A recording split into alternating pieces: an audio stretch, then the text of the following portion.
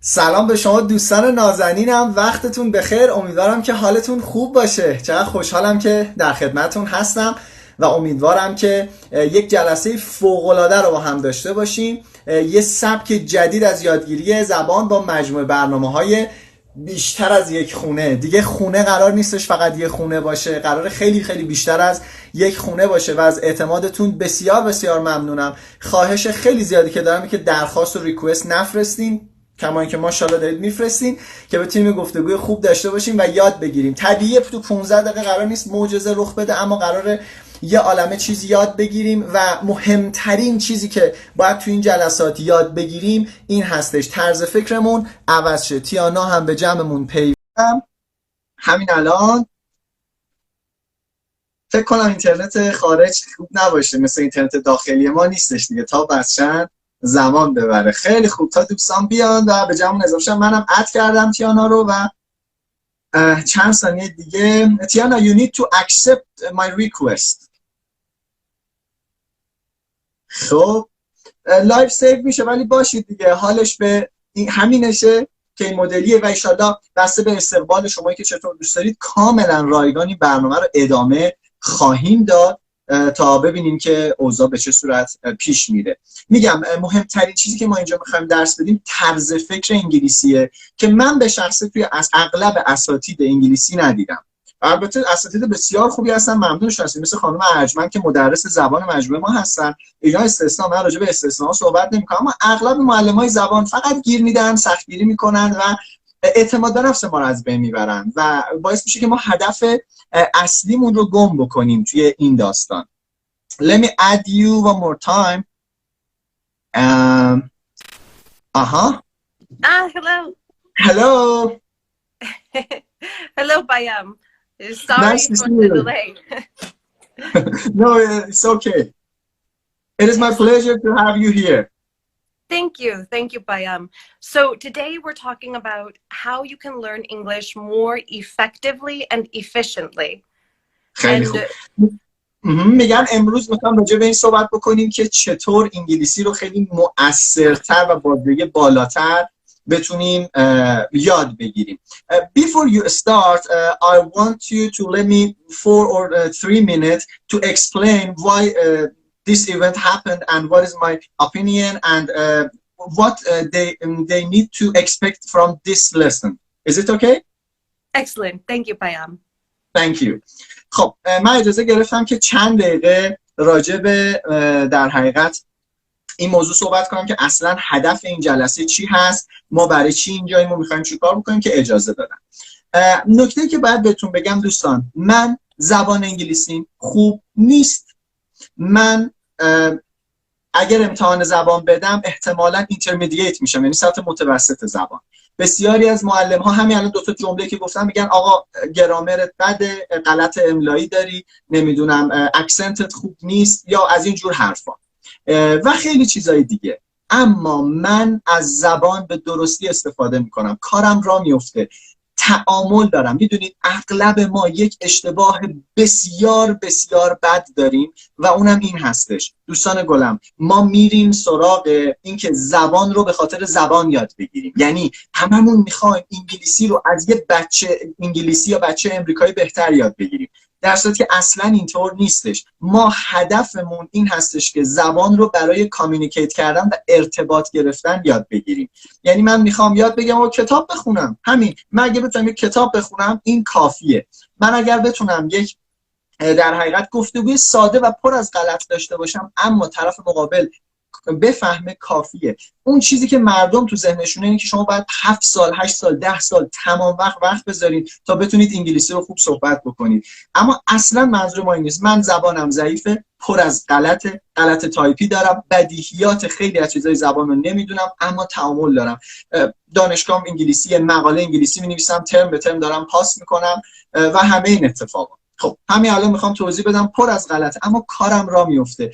اینو از ذهنتون بندازین بیرون. مؤسسات زبان تو کلتون این فکر رو فرو بردن که شما باید بی‌نقص باشید، شما باید عالی باشید. نه، شما باید اشتباه کنید و الان میخوام با یه عالم اشتباه ارتباط برقرار کنم. So I just explained that most of people here want to be like native English speakers. So it takes lots of time, and for most of people it's not possible because it takes too much time and too much effort, so it is not possible. But the main goal is communication. And Right. as you said, exactly, as you said, we just need to communicate. And if we can start to communicate, it is enough. And then Exactly. we can improve. So let's start. Okay, so the first key to improving your English and learning English effectively is to start by thinking about English as if you're going to play a computer game or soccer, not as if you were going to learn how to play the piano. Would you What please I repeat the last sentence? not as if you're learning to play the piano. میگن زبان رو اگر میخواین شما یاد بگیریم باید به عنوان یه چیزی نگاه کنید که مثلا مثل بازی کامپیوتریه، مثل فوتبال هستش، با این دید باید نگاه بکنید، نه مدل پیانو. Exactly. So what I mean by that is you start by practicing, not by studying and reading and doing grammar, but you actually start by practicing. And by practicing, I mean listening and speaking. میگن که کاری که ما باید انجام بدیم این نیستش که بشیم با کتاب شروع کنیم. شما میخوای بازی کامپیوتری انجام بدی، کتاب که باز نمی‌کنی، نیاز داری که تمرین بکنی، بشنوی و صحبت بکنی، نه اینکه گرامر یاد بگیری. قابل توجه اغلب مؤسسات و سیستم آموزشی کشور میاد. Okay? Exactly. And as in soccer or playing a computer game, you don't think about mistakes. You can't think about the mistakes that you might make. You just have to play. And the same as with English. Don't think about the mistakes. Just try. Do the best that you can.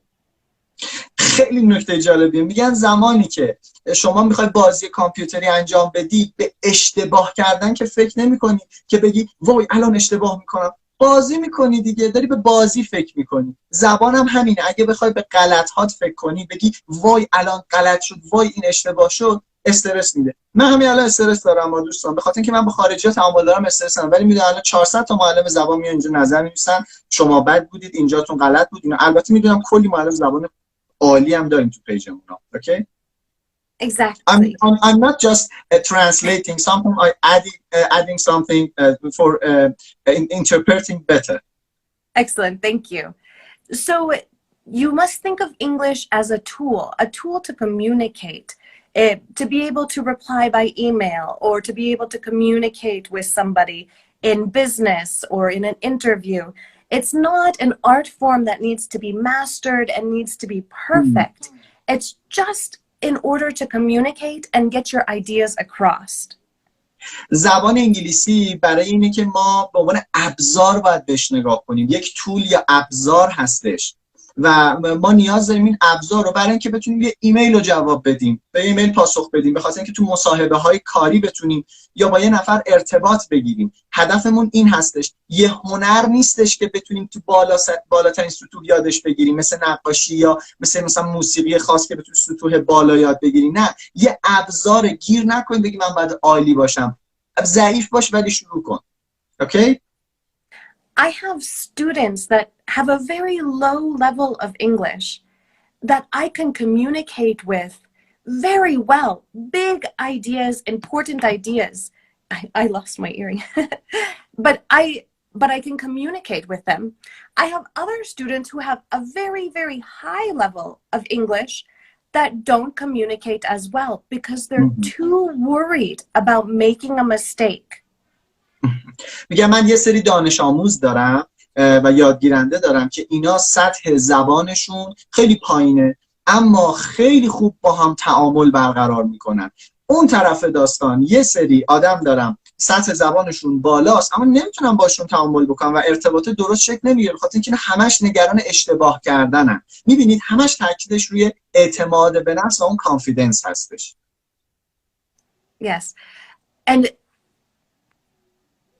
one more thing is that it's important to keep in mind that right now, more people in the world are speaking in English as non-native speakers than there are native speakers actually speaking in English. So most of the time, the majority of the time, you're going to be speaking English with another person that it's not their first language. Exactly. That's what I learned after lots of travels to other countries. After that, I understand this topic.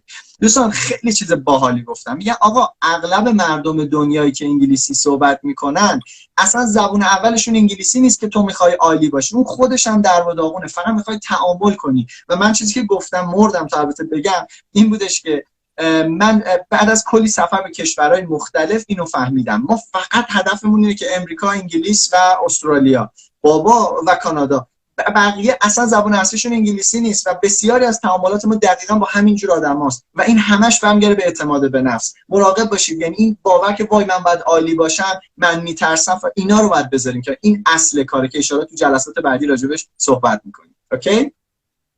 Great. So I think where we're going to start here, Payam, is just by having people leave comments in English and we'll read them. What I wanted to teach today was who I'm at home with. Of course, we're all quarantined and we're all at home. So I was going to teach you who is in my family. As I understand, would you please repeat one more time? So what we're asking people to do today is to leave comments in English, just as a way to on your Instagram account or on my Instagram. Okay. Yeah, okay. just as a way to practice practice communicating in English, using English as that tool. And what I was going to teach was who I'm at home with, because you're at home, I'm at home, we're all at home on quarantine. So I was just going to teach the people that I'm at home with and what we are doing. Okay. خب میگن که شما الان به عنوان یه تمرین ساده با هر سطح زبان که دارین یه پست میذارم، مثلا همین یه تیکر رو من جدا میکنم میذارم تو پیجمون، شما یه تمرین کن، کامنت انگلیسی بذار، یه کامنت انگلیسی لطفاً بذار و اونجا بنویس برامون. میگم الان تو هممون هم تو شرط قرنطینه هستیم، آخرش یادم رفت چی گفتش، الان هممون تو شرط قرنطینه هستیم و would you please repeat your last sentence? Share who you're at home with and how you're spending your time. میگن که بگی که با کی تو خونه هستین الان، کیا هستین و وقتتون رو چطور دارید میگذرونید. یه تمرین بسیار ساده، اصلا نگران نباش گرامرت بده، دیدی دیگه آقای منم اصلا بلد نیستم، اصلا نگران باش بقیه چی میگن، هر کسی هم که اون کامنت اونجا بذاره اینو من خودم اضافه میکنم که غلط کسی رو بگیره خره. تمام. اوکی؟ Okay, so I'm at home with my husband, my son, my daughter, and my sister. And I'm spending my time working, but also teaching my children because everybody is at home, trying to exercise at home. Okay, let me translate because I always forget it. میگه الان من اگه اشتباه نکنم با همسرم هستم، پسرم و دخترم تو خونه هستیم، دارم کارامو انجام میدم و ضمناً در حقیقت تکلیفای بچه‌ها رو میگم، به خاطر که همه جا تعطیله الان، نمیتونم مدرسه نمیتونم برم، عیدشون هم نیست مثل ما که مدرسه‌هاشون بازه. Okay? Excellent. I've also been doing a lot of baking at home. Baking. Do you know what baking is? Yes, my wife is a chef. Yes, so making cookies, making bread. Yeah. بله، میگه الان تو خونه نشستم دارم شیرینی و نون میپزم دیگه، مثلا کوکی درست میکنم و چیزای دیگه. Excellent. What have you been doing at home, Payam? Right now? Yeah, well, no, in general, how have you been spending your time? I'm living with my wife, just my wife here, and I just run my business at home by chatting and calling people, online meetings, and things like this. Excellent. Excellent. Yeah. So everybody can leave their comments below of who they're at home with and how they're spending their time. پرسیدن که الان داری چی کار می‌کنی؟ با کی هستی؟ گفتم من دقیقاً همین سوالی که شما قراره تو کامنت ها بنویسید و من گفتم آقا من الان با همسرم تو خانواده‌ام هم کار همیشگیمو می‌کنم، تعامل دارم، جلسات آنلاین دارم و دارم پیش میبرم. این دقیقاً همون کاری که شما باید انجام بدید. Good. Okay, and our next session, Bayam will tell us when our next session will be, and we'll do another English session, and we'll work on some more vocabulary and some more practice. Yeah. Is it possible for Wednesday? Yeah, sure. Wednesday. Mm-hmm. Exactly like this time. At this time, it's perfect. پرفکت. خب قرار بعدیمون چهارشنبه 13 فروردین دقیقاً همین ساعته، یعنی 8:30. ولی برای جلسات بعد برنامه متنوع‌تری داریم، یعنی نه که همینجوری انقدر ساده. الان یه ذره سعی کردیم طرز فکر رو بگیم. But I think for the next session we can talk in two levels. First for beginners and second for people know English good and they need more information or they need more resources. Is it okay? Perfect. That sounds perfect. خیلی خوب. پس جلسه بعد دیگه تو 2 تا سطح پیش میریم. یکی برای کسایی که تازه میخوان شروع بکنن و یه سطح هم کسایی که حرفه‌ای هستن میخوان یه تکنیکای ریز و چیزای خاص یاد بگیرن. So can we continue this conversation for 10 minutes more? Is it possible? Yeah, of course. Mm-hmm. Okay. So do you have anything to add? I can add more things if you want. So I can give you an example. I learned how to speak Spanish, but I learned not through reading and not through studying at school, but I learned while traveling in South America. میگم که من خودم یه زبان دیگر یاد گرفتم. این خیلی خودش نکته مهمیه. معلمی که زبان دیگه رو بلده خیلی بهتر میتونه توضیح بده. من نرفتم کتاب بخونم اسپانیایی رو یاد بگیرم، رفتم امریکا جنوبی و اونجا یاد گرفتم. I made lots of mistakes. Sometimes it was embarrassing, but most of the time people are so excited to speak with you in their language that they're very forgiving. میگن که اول کار من یه عالمه اشتباه کردم ولی بعد از یه مدت گوش نکردم چون خواستم خودم یه خاطره رو بگم. Would you please repeat your last sentence? But people in general want to speak with you and they are very forgiving. ولی مردم اکثرشون دوست دارن مثلا باهاتون صحبت بکنن و خیلی آدمای اوکی ان، گیر نمیدن، بخشندگی میکنن، اصلا گیر نیستن روی که غلط داشته باشین.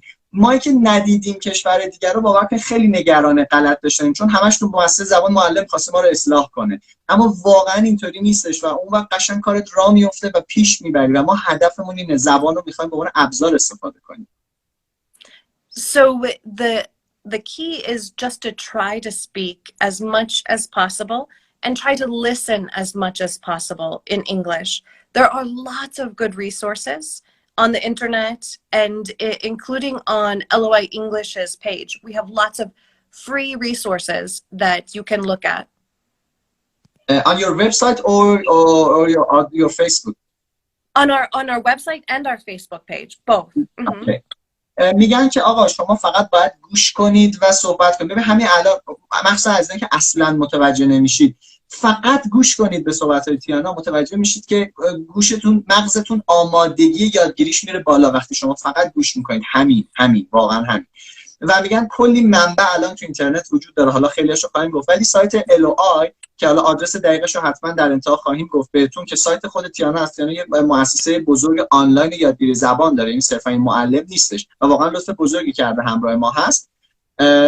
توی اون سایت کلی منبع است، توی فیسبوکشون هم هست، اینستاگرام فقط به خاطر ما راه انداختن اما تو فیسبوکشون و اینا هستش. حالا میگیم خیلی داشتم توی اینستاگرام بذارم برام. I have two really good resources on LOI English's website that I'd like to recommend to more advanced speakers. They are the phrasal verb guide and also the idiomatic expression guide. Because if you're an advanced speaker, I feel like these are the two things that most advanced speakers are missing. Okay, so let's do it step by step. I will open your website first, and I will show how we can do this. میگن الان یه سری منابعی که میخوان در حقیقت کار بکنن و مثلا ایدیوم ها و اینا رو. So this is the website. Let me open it here. Okay, this is the website. SkyEnglishClasses.com. Okay. Good. And if you go to where it says resources. Yeah. Yes. میریم تو قسمت resources یا منابع. Okay. There you see idiomatic English idiomatic expressions guide. English idiomatic expressions guide. Okay. This is a great resource for more advanced speakers, and you'll also see the phrasal verb guide just below that. میگن این دوتا منابع خیلی خوبی هستن، هم فریزال وربا برای حرفه‌ای‌ها، برای کسی که ادوانس میخوان میتونن از اینا استفاده بکنن و لذتشو ببرن. There's also quizzes, there's listening exercises, there's tips for learning and improving your English. So, and all of these resources are free and can be used. If they leave comments, LOI English teachers try to correct the comments. میگن خیلی از این آزمون ها، منابع و چیزهای دیگه که وجود دارن رایگانه و اگر شما اونجا کامنت بنویسی، خودش تمرینه دیگه، اونجا کامنت بنویسی، خیلی از معلمای LOI که کارمندانشون هستن میان و اونجا اصلاح میکنن، کمک میکنن و کمک میکنن که یاد بگیرین قسمت آزمون ها و چیزهای دیگه که وجود داره. Great. And Bayam, I've had some people interested in taking LOI English classes, and you and I are working together on that to make sure that people can have access to the classes. اصلا آشنایی ما از کجا شروع شد؟ خب تیانا یه وبسایتی داره که معلمای انگلیسی و نیتیو به زبان اصلی رو در حقیقت وصل میکنه، با اسکایپ تماس بگیری دیگه. ما از اونجا ارتباط شد، گفتم اینو میخوایم تو ایران بیاریم که حالا بعد خوردیم به این داستانه، حالا خیلی وقت پیش، 2-3 ماه پیش که شروع شد اینا یه خود موندش داستان، ولی میگم چنین بستری وجود داره و میشه کار کرد که ان شاءالله حتما خبر خوبش رو بعداً بهتون میرسونیم. Great. Bayam, do you have any questions for me about how to improve your English or how we teach English? I just want to say one story about one of my embarrassing mistakes. I don't know it is good in your culture or not, but I know you will forgive me if I made a mistake. So it was about 2 years ago, 3 years ago in Dubai. I was talking in one public speaking course as a student. So let me translate. میخوام یه خاطره تعریف کنم. یکی از خرابکاری‌ها و سوتی‌های افتضاحی که دادم، آبروم رفت و خجالت کشیدم. نمیدونم هم تو فرهنگشون واقعا زشت گفتنه یا نه، ولی میگم دیگه حالا چی میشه، میدونه که قصد بدی ندارم که. 3-4 سال پیش بود، دبی رفته بودم یه کلاس سخنرانی شرکت کرده بودم. The presenter asked each student, tell me how do you start your presentation? And I want to say that in one of my presentation, I started my talk with rope pulling. Okay, this talk was about conflict, and I will help you how to resolve your conflict. So I start with rope pulling. من اومدم بگم آقا ما با روپ یعنی طناب، صحبتمو با روپ شروع کردم. I start my talk with rope, but instead of rope, unfortunately, I said I start my talk with rape. You know, rape میشه تجاوز. بعد من دیدم همشون اینجوری نگاه کنن و خیلی چیز بدی بود، آبروم رفت، له شدم دیگه. But after a few minutes, all people understand what was my meaning. So everyone just laugh at me and say okay, and everything was okay after that. But if I afraid that oh God, I made mistake, it is very bad, I never start English and I lose lots of opportunities. و میگم اگه اونا بعد چند دقیقه خندیدیم و تموم شد و رفت و اینا، الان جلوی اینا 1500 نفر دارم تعریف میکنم میخندیم دیگه، چی میشه مگه؟ بعد ولی اگر من میذارم تو سرم وای اشتباه کردم، آبروم رفت فلان اینا، الان این همه فرصت رو از دست میدادم. دانشگاه نمیتونستم بخونم، تعامل نمیتونستم کنم، قرارداد با انتشارات خوب مثل انتشارات پنگوئن نمیبستم و خیلی چیزای دیگه. بنابراین همه حرفم روی این بحث اینه که شما اعتماد به نفس باید داشته باشید. برو خراب کن، هیچ نمیشه به خدا. دیدی؟ Great. Yeah, there are many of those experiences that we have that are embarrassing, but we still make it through, and that's how we learn. You have to make mistakes to learn. میگم یه چیز خیلی طبیعیه. شما از این مثالا خیلی زیاد وجود داره. فقط اصلا باید اشتباه بکنی. ببین خیلی جمله مهمه، باید اشتباه بکنی تا یاد بگیری. یه بچه وقتی راه میره میخوره زمین که دعواش نمیکنه، که این باید بخوره زمین تا بلند شه. Excellent. Bayam, do you have anything else to ask about English or about teaching English or LOI English? Just one more thing, and I want to explain my way to learning English. I didn't attend to English classes. Most of the time I learn it by myself, and this is my way. I want to check it with you. Is it correct or no? First of all, I find the list of 100 words that were very useful in English, not difficult words like 504 or things like this. This 1,000 words, 1,000 words included is, am, if, then, the, things like this. So I learned the meaning of most repetitive word in English. First, I start with 100 words. And after that, I try to use them and see the things and try to say the name. For example, I don't know, what is the name of this? So I will check it and make a sentence with this. And continue to and try to continue it. Because in Iran, we don't have opportunity to speak with English people. So we need to make exercises like this. Let me translate it and then we will we will listen to your feedback. میگم آقا من چطوری یاد گرفتم 1000 کلمه پرکاربرد انگلیسی. نه اون کتابایی که می‌نویسن مثلا 504 و فلان و اینا، اونا کلمات سختی رو میگن. کلمات ساده مثل is, am, the, if, I am مثلا، اینا جزو کلمات پرکاربردن. اینا رو من اومدم اول اصلا با 100 تا شروع کردم. 100 تا اول که مطمئنم همین الان تو هر سطحی باشین نصفیشو بلدین، مطمئنم بلدین. عددا هستن و توش اینا. لیستو براتون میذاریم تو پیج، دانلود بکنید رایگان. من با این شروع کردم. خیلی خوب. با این شروع کردم و بعد چیکار کردم؟ و بعد اومدم سعی کردم با اینو جمله بسازم. من نمیدونم لیوان چی میشه، خب نمیدونم.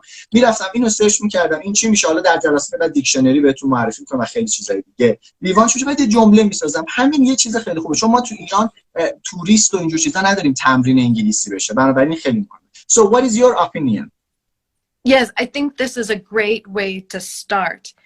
For example, I had the same thing, but I had the 500 most important verbs in Spanish. So I started with verbs, those action words. Am, does, make, go. And I learned those first. After I learned those, I started to learn a vocabulary of objects. Let me translate. Okay. میگن که این راهکار خوبیه و من خودم چطوری اسپانیایی رو شروع کردم. میگم 500 تا کلمه در حقیقت 500 فعل پرکاربرد رو کار کردم، چون فعل ها اقدام ها هستن خیلی بیشتر کار میکنم. مثلا میگیم I am فلان، این امه مثلا فعل من هستم، I can من میتونم، I make من حالا درست کردن یا هر جایگاهش که داره معنی متفاوت. با اینا شروع کردم و این خودش میتونه یه استراتژی خوب باشه که اول کار یه کمی دایره لغت به خودمون بدیم. Okay? Also listening. Any videos that you can find that are in English, and then you can put in subtitles. After you start feeling comfortable, then turn the subtitles off and just try to get as much as you can. The context, not every word. Don't focus on every word, but try to understand the context as much as you can. Do as much listening and watching in English as you can. میگم که آقا شروع کنید به شنیدن. انقدر دیگه الان چیزای انگلیسی همه جا وجود داره. اگر متوجه نمیشید زیرنویسش هم نگاه کنید. بعد از یه مدت که زیرنویس رو فهمیدید، البته بعید میدونم زیرنویس منظور زیرنویس فارسی باشه، الان باش چک میکنم، منظورش همون زیرنویس انگلیسیه. Are you talking about English subtitle or a translation in subtitle? This is a great question because first I would do English videos with the translation in subtitles. Then the next step is to do English video with English subtitles. So you're seeing, listening, and reading.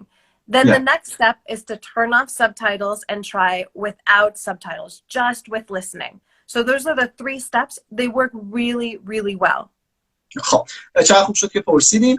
گفتن که 3 تا سطح. اول ویدیو رو نگاه کن، فیلم رو نگاه کن با زیرنویس فارسی که متوجه بشی. بعد از اینکه یه خورده اوضاعت بهتر شد، زیرنویس انگلیسی و بعد زیرنویس رو خاموش کن، از بین ببر که بتونی فقط شنیدن تو قوی کنی. این ممکنه حالا برای یکی 2 ماه طول بکشه، برای یکی 3 سال طول بکشه. برای من خیلی طول کشید، برای من 3-4 سال طول کشید، چون من متمرکز وقت نمی‌داشتم و اون اعتماد به نفس مسئله اصلی بود که نداشتم. خب حالا چیکار بکنیم؟